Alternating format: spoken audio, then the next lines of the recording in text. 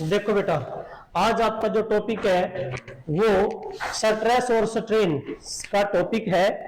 तो बेटा स्ट्रेस क्या होती है? स्ट्रेस डिफॉर्मिंग फोर्स बटे में एरिया या फिर इंटरनल रेस्टोरिंग फोर्स। अब ये क्यों लिखा बेटा मैंने इंटरनल रेस्टोरिंग फोर्स? क्योंकि जो डिफॉर्मिंग फोर्स होती है उसका उल्टा रेस्टोरिंग फोर्स होती है। रेस्टोरिंग इंटरनल, रेस्टोरिंग मीन जो उसको वापस रेस्ट में लेके आएगा। जैसे कि ये स्प्रिंग, ये बैलेंस है बेटा, हमने इसको खींचा, ये रहा, तो स्प्रिंग के अंदर क्या पैदा हुआ? इंटरनल रेस्टोरिंग फोर्स, क्योंकि वापस ले गया। हमने एक फोर्स लगाया, डिफॉर्मिंग फोर्स हुआ। ये क्या बेटा? Deforming force. ठीक है, आपने छोड़ दिया, वापस गया। तो वो जो वापस गया ना, किसके कारण गया? इंटरनल। इसके अंदर एक फोर्स पैदा हुई है, वो फोर्स क्योंकि अपोजिट हुई। कौन सी फोर्स है बेटा? Internal restoring force. और दोनों क्या होंगे? इक्वल होंगे, इसलिए हमने इसको इक्वल लिया है। तो डेफिनेशन क्या लिखोगे बेटा? यदि मैं इसकी वैल्यू क्या कर दूं? 1 यूनिट एरिया कर दूं तो क्या बन जाएगा? डिफॉर्मिंग फोर्स बन जाएगा। तो क्या लिखेंगे? इट इज डिफाइंड, क्या है बेटा डेफिनेशन में? इट इज डिफाइंड, या स्ट्रेस को बेटा आपने डिफाइन करना है। It is defined as the mean आपने इक्वल कर दिया बेटा किसके? As the, yes, as the deforming force. ठीक है, डिफॉर्मिंग फोर्स एक्टिंग पर unit area. Deforming force acting on, या acting per unit, deforming force acting per unit area, per unit area of a body, per unit area of a body। ठीक है बेटा, is called, ठीक है बेटा, इसको हम क्या नाम देंगे बेटा? इज कॉल्ड, या फिर it is defined as the deforming force पर unit area of a body. ठीक है बेटा, यही डेफिनेशन जो है बेटा आप क्या कर दोगे? इज कॉल्ड स्ट्रेस, या फिर इसकी डेफिनेशन ये मेंशन ही हो गया, इट इज डिफाइंड। डेफिनेशन ये आ गई, it is defined as the deforming. या फिर क्या लिख दोगे? It is defined as the, एक बच्चा कहता है मैं तो ये लिखूं रेशो, लिख दे भाई, बिल्कुल ठीक है। रेशो किस किस की? डिफॉर्मिंग फोर्स एंड एरिया, जिसके ऊपर फोर्स लग रही है, तो उन दोनों की जो रेशो है क्या कहलाएगी? स्ट्रेस। आगे समझो बेटा। अब देखो ध्यान से, जो स्ट्रेस है हमने क्या बोला बेटा? इंटरनल रेस्टोरिंग फोर्स पर यूनिट एरिया बोल दो, या डिफॉर्मिंग फोर्स बोल दो। तो बेटा ये जो स्ट्रेस है, स्ट्रेस है यहां कौन सी क्वांटिटी है बेटा? स्केलर। कौन सी है बेटा? स्केलर क्वांटिटी है। ओके, स्ट्रेस कौन सी है बेटा? स्केलर क्वांटिटी है। और इसकी यूनिट क्या बनेगी बेटा? स्ट्रेस की यूनिट देखो बेटा, स्ट्रेस ये देखो फोर्स बटे एरिया, फोर्स की क्या? न्यूटन, और एरिया की पर मीटर स्क्वायर। अरे भाई न्यूटन पर मीटर स्क्वायर, फोर्स बटे एरिया क्या होता है? आपने डायमेंशन में कराया था, प्रेशर। क्या होता है बेटा? प्रेशर। तो इसके लिए क्या किसकी बन जाएगी बेटा? पास्कल भी बन सकती है। क्या बन सकती है? पास्कल, PA भी बन सकती है बेटा। क्लियर बेटा? पास्कल भी बन सकती है यूनिट, क्योंकि फोर्स बटे एरिया है। हो गया, ये तो है ऐसा यूनिट। यदि बात करते हैं CGS, कौन सी बेटा? CGS यूनिट की, तो क्या बनेगी न्यूटन की जगह? Dyne, very good. और ये पर सेंटीमीटर स्क्वायर, याद है बेटा? क्लियर है? अब बेटा यह डायमेंशन फार्मूला कर दोगे, जो प्रेशर का डायमेंशन फार्मूला क्या बनेगा बेटा? डायमेंशन फार्मूला क्या बनेगा बेटे? यह आएगा फोर्स बटे एरिया। फोर्स का तो होता है क्या? MLT -2, और एरिया का नीचे L के 2 रहेगा -1, तो बेटा M1 L -1 T -2, ये डायमेंशन फार्मूला आ जाएगा। भाई बच्चों क्लियर है? अब करता हूं बेटा मैं इसकी टाइप, स्ट्रेस की टाइप। अब बात करते हैं बेटा टाइप ऑफ स्ट्रेस। टाइप बेटा, टाइप ऑफ स्ट्रेस। स्ट्रेस नाम सुनो होगा भाई, देखो कहता है भाई इसके ना माइंड पे स्ट्रेस आ रही है, स्ट्रेस दाब आ रही है बेटा, दाब, एक तरह से प्रेशर बोलते हैं। तो टाइप ऑफ स्ट्रेस बेटा यहां मोस्टली हम क्या लेंगे? दो टाइप लेंगे, एक लेंगे नॉर्मल और एक लेंगे टेंजेंशियल। क्या लेंगे बेटा? Normal and tangential. तो पहला हम लेते हैं बेटा नॉर्मल स्ट्रेस। क्या लेंगे बेटा, ये इस यहां पर मोस्टली दो टाइप लेंगे बेटा। नंबर एक नॉर्मल स्ट्रेस, दूसरी बेटा बी लेंगे, क्या आएगा बेटा, टेंजेंशियल स्ट्रेस। क्या आएगा बेटा, टेंजेंशियल स्ट्रेस या नॉर्मल स्ट्रेस। दो होगी बेटा, दो स्ट्रेस लेंगे, ठीक है। टाइप ऑफ स्ट्रेस में मैंने आपको बोला है दो टाइप है मेनली। नंबर एक नॉर्मल स्ट्रेस, नंबर दो टेंजेंशियल स्ट्रेस।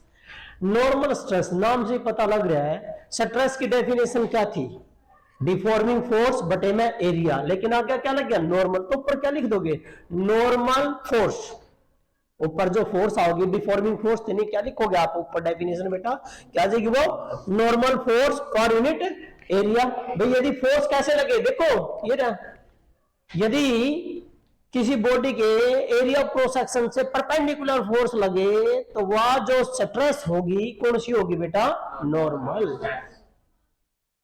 ये सरफेस एरिया बॉडी का, और ये क्या लगी है, क्या लग रही है, ये फोर्स क्या लग रही है, फोर्स इस सरफेस एरिया के क्या है, परपेंडिकुलर। क्या बेटा, परपेंडिकुलर। तो क्या होगी वह स्ट्रेस, नॉर्मल। क्या होगी वह, नॉर्मल। ये सरफेस एरिया है और यह कौन सी लग रही है, एरिया के पैरेलल, तो क्या क्या लाएगी, टेंजेंशियल। क्या क्या लाएगी, टेंजेंशियल। तो सिंपल सी बात है बेटा, हम डेफिनेशन लिखेंगे कि जब डिफॉर्मिंग फोर्स कैसे लगे, normal to the surface area of body. तो डेफिनेशन क्या लिखोगे बेटा, इसकी डेफिनेशन क्या आएगी, व्हेन कौन सी, deforming force, when deforming force क्या होगी बेटा, when deforming force.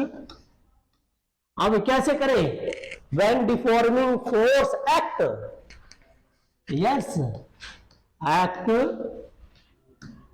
Normal to the, yes normal to the surface, normal to the surface area या नॉर्मल टू द सरफेस बेटा, ठीक है। तो इसका नाम क्या हो जाएगा, नॉर्मल स्ट्रेस। क्लियर है। या दूसरी डेफिनेशन, जब डिफॉर्मिंग फोर्स या रेस्टोरिंग फोर्स कैसे लगे, perpendicular to the surface area. क्या लिखेंगे, व्हेन, दूसरी डेफिनेशन बेटा, और when force applied perpendicular to the area of cross section। क्या बेटा, area of cross section of a body, area of cross section of a body, area of cross section of a body, then it is called, then it cause या it called क्या, yes it call normal stress. क्या जगह बेटा, ये normal stress. बिल्कुल simple सा है भाई। कोई कॉपी ले ली बेटा या कोई बुक ले ली, जैसे ये है, ये हमने स्टिक ले रखी है और इस पे हम ऐसे फोर्स लगाए, ऐसे सरफेस एरिया, इससे क्या लगी, परपेंडिकुलर। क्या लगी, परपेंडिकुलर। तो क्या बनेगा वो, नॉर्मल स्ट्रेस। और भाई एरिया के पैरेलल लगाओगे तो वो कौन सा पड़ेगा, टेंजेंशियल स्ट्रेस। नाम से डेफिनेशन क्या लिखोगे, when deforming force act parallel, यहां आ जाएगा बेटा, क्या आएगा, tangent to the surface area. दो डेफिनेशन बनेगी। देखो बेटा, एक और डेफिनेशन यहां क्या बन जाएगी, किसकी, इसकी डेफिनेशन क्या बनेगी, इसी में चेंज आ जाएगा। क्या आएगा, सेम। देखो बेटा सेम रहेगा, व्हेन डिफॉर्मिंग फोर्स एक्ट, इसकी जगह क्या आ जाएगा बेटे, क्या आएगा, yes act tangentially, act tangentially बेटा, act tangentially to the surface area, एक डेफिनेशन। दूसरी, या व्हेन द फोर्स अप्लाइड, क्या आएगा, yes parallel, force applied parallel to the surface area. दोनों डेफिनेशन बन गई, एक में से बन गई। आगे समझ में क्लियर है। और पता लगना चाहिए भाई नॉर्मल क्या होता है, टेंजेंशियल क्या होता है, ठीक है। तो ये था बेटा आपका नॉर्मल स्ट्रेस और टेंजेंशियल स्ट्रेस। ये आपका जो नॉर्मल स्ट्रेस है, अब बात करते हैं बेटा, ध्यान से करना है, नॉर्मल स्ट्रेस की टाइप। बेटा तीन टाइप करेंगे हम नॉर्मल स्ट्रेस की। नंबर एक टेंसिल, नंबर दो कंप्रेसिव, नंबर 3 हाइड्रोलिक। 3 टाइप, किसकी टाइप है बेटा? देखो बेटा, टाइप ऑफ स्ट्रेस कर रहे थे हम, क्योंकि अब इस लेक्चर में हम स्ट्रेस के टॉपिक को फिनिश करेंगे। स्ट्रेस क्या होता है करा दिया, क्या टाइप की स्ट्रेस है बता दिया। क्या टाइप की स्ट्रेस है बेटा? 2, एक नॉर्मल और एक टेंजेंशियल। दूसरी बात कर रहे हैं बेटा हम कि नॉर्मल स्ट्रेस के टाइप क्या है। तो बेटा जो नॉर्मल स्ट्रेस है उसके 3 टाइप बताया मैंने, टेंसाइल, कंप्रेसिव और हाइड्रोलिक। तो सिंपल सी बात है बेटा, देखो ध्यान से। टेंसाइल, टेंसाइल का मतलब है यदि आप कौन सी फोर्स लगा रहे हो, नॉर्मल फोर्स लगाने से क्या इंक्रीज हो रही है? लेंथ इंक्रीज हो रही है, तो वो कौन सी है बेटा? टेंसाइल। इसमें क्या होगी? लेंथ क्या होगी? इंक्रीज। लेंथ क्या होगी बेटा? इंक्रीज। इसका मतलब है when deforming force is applied normal to the surface area and there is a increase in length. क्या बेटा? when deforming force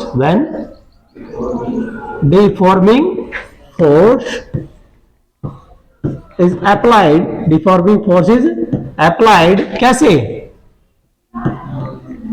normal to the surface area, normal to the surface area, normal to the surface area, and there is a,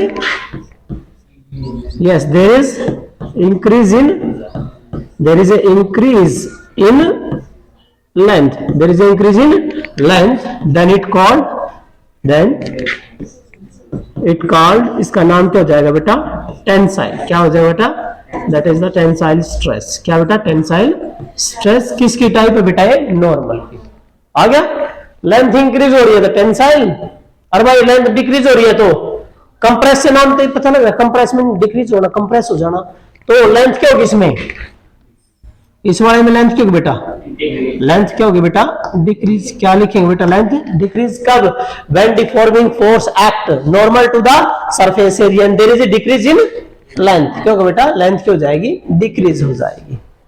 अरे भाई आप ऐसे stretch कर रहे हो increase, और कंप्रेस कर रहे हो तो डिक्रीज नहीं होती। आप ऐसे करोगे तो क्या हो जाएगी? डिक्रीज, और ऐसे कर रहे हो तो इंक्रीज हो जाएगी। तो यहाँ हाइड्रोलिक का मतलब क्या बेटा? ये भी किसकी टाइप है? ये भी टाइप आपकी किसकी? नॉर्मल स्ट्रेस की। तो इसमें बोला बेटा चेंज इन वॉल्यूम होगा लेकिन शेप चेंज नहीं होगा। क्या बोला बेटा?